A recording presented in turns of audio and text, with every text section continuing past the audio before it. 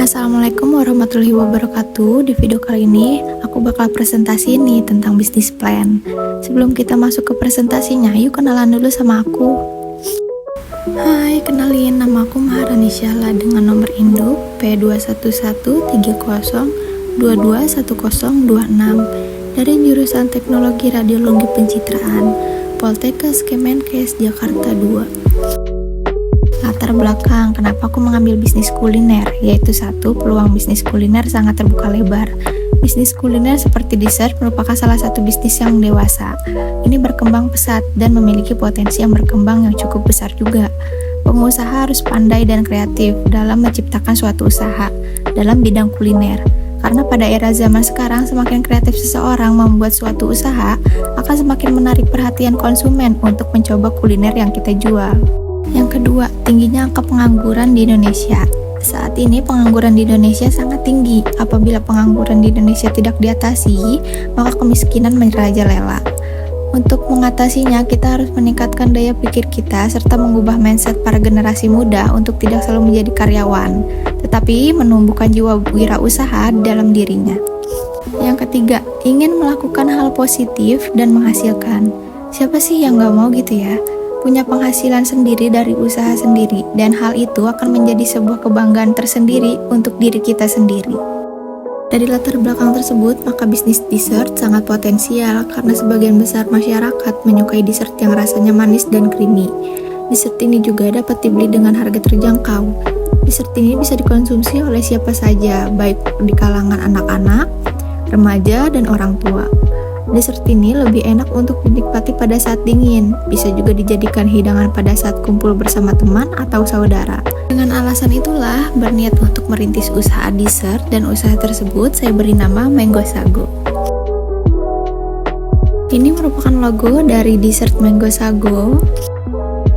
Untuk manfaatnya sendiri yaitu dapat meningkatkan kreativitas berinovasi dalam berbisnis, serta dapat mengisi di kala waktu luang.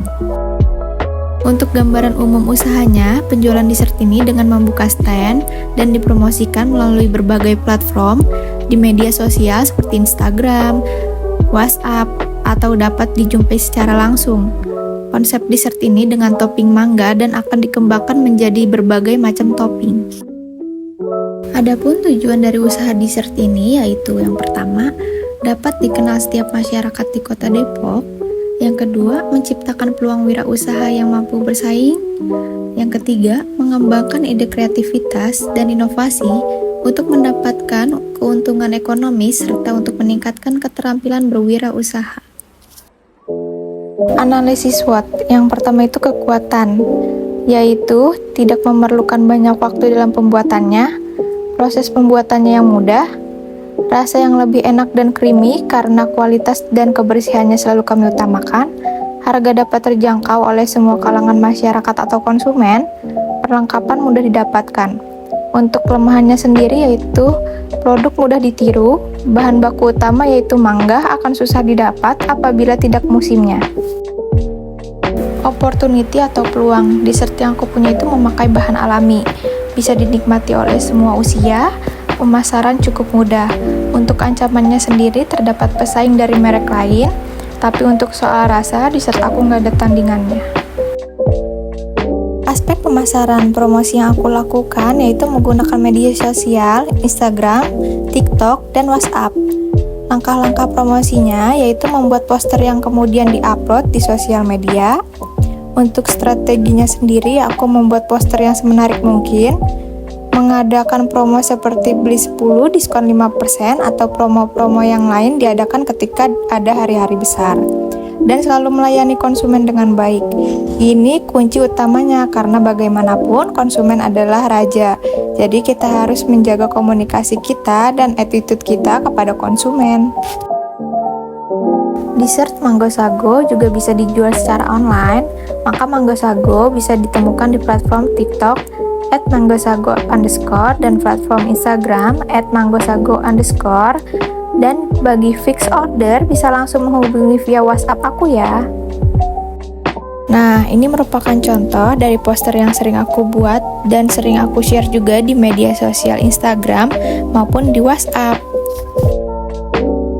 Nah, bisa dilihat ya teman-teman, di sini ada rincian modal usaha harian.